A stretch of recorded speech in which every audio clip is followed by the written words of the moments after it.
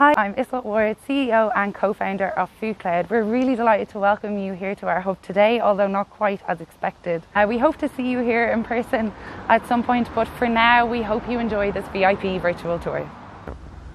Thanks Isolt, and hi everyone, and welcome to FoodCloud Tala Hubs in HQ. And we're going to bring you through a virtual tour of our office and warehouse.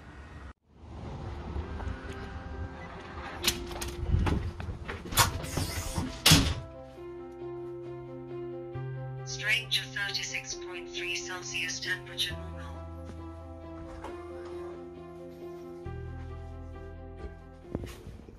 Hi guys, if you wouldn't mind just having a seat now, please. I'm going to bring you through the volunteer induction and then bring you into the hub for the official tour.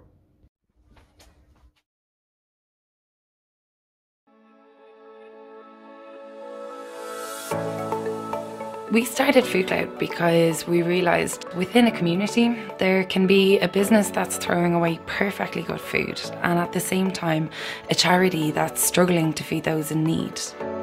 We saw a huge opportunity to connect businesses that have this perfectly good food with charities that can really benefit from it. Food waste can happen for a lot of different reasons across the food supply chain, and that actually makes it quite a complex problem to solve. So what we try and do is make it as easy as possible for businesses to find ways to take this food and make sure that it actually feeds people by donating it through one of our two solutions. The first solution uses technology to connect supermarkets directly to local charities. This allows the supermarket to very quickly upload details of any surplus food they have left at the end of the day that's good to eat, and then let a local charity know that this food is available for collection. Our second solution uses our 3 warehouses that are located in Dublin, Cork and Galway to rescue larger quantities of surplus food. We can then store and distribute this food out to our network of charities in more manageable quantities. With our partners, we are looking to engage the food industry wider. That's really important for us to look further down the supply chain, in particular looking beyond manufacturing and beyond basic suppliers and really getting into producers as well. The best way for us to do that is work with not only our existing partners and industry experts, but new partners to walk each supply chain and really find out where the surplus is and how best to get it to the end users. It's incredible to think something that started off as an idea in a few years has grown to have such a great impact in so many communities. Our relationship with FoodCloud is brilliant. It's like Christmas every day. You don't know what you're going to get and what you're going to do when it comes to food. And if you're passionate about cooking, it's great. Food redistribution is a win-win solution. It's a business-friendly, environmentally sensitive, socially responsible alternative to wasting food.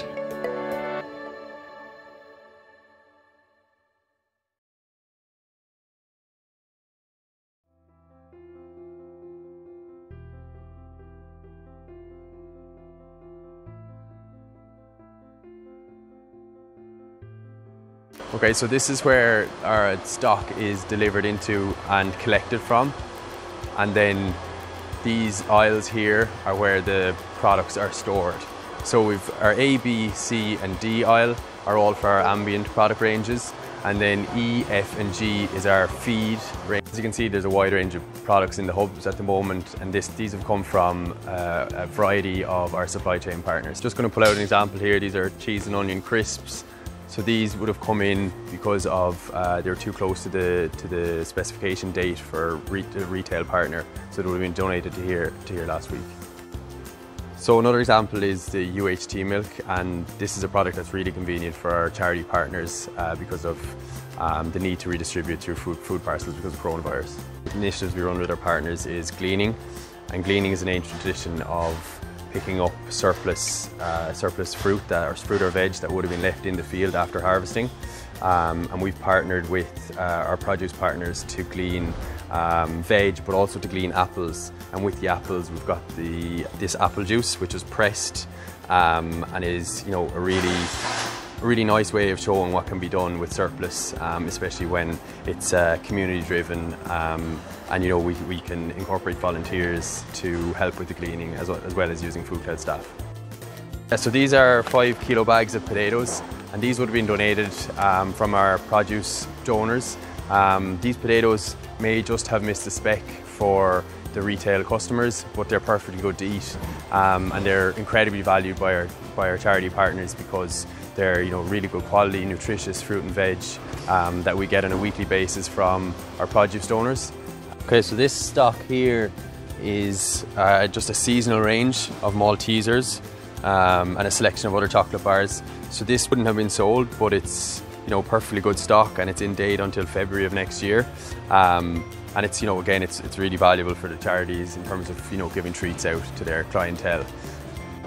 So FEED is a fund for the European aid to the most deprived, and FEED is a EU funded programme, and our role as procurer and distributor of a list of stock items that we distribute to our charity partners. The full list of FEED products, so as you can see, it's instant coffee, canned tomatoes, canned corn, all products that are really easy to use and don't take a lot of kitchen facilities. Now, so here we have some pot noodle and some canned peas. So these products are obviously really easy to use for our charity partners, and they play a key role in terms of enabling I suppose charities, for example, that work in emergency accommodation and have very little cooking facilities, and the ease of use of these products is really important for charities' clientele. Now you've seen our ambient and feed storage. We also have chilled and frozen storage to allow us to safely store both frozen and chilled products.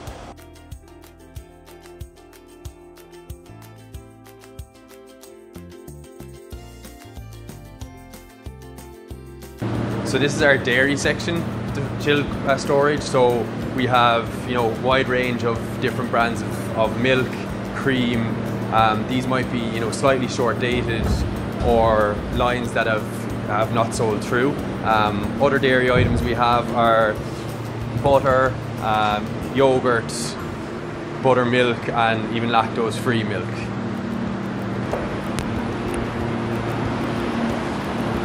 Okay, so another product that's stored here are these apples. So these apples were donated from a produce supplier that we set up an initiative to use apples that were being graded and being pressed into juices, but we knew they were of good enough quality to be redistributed to charity partners.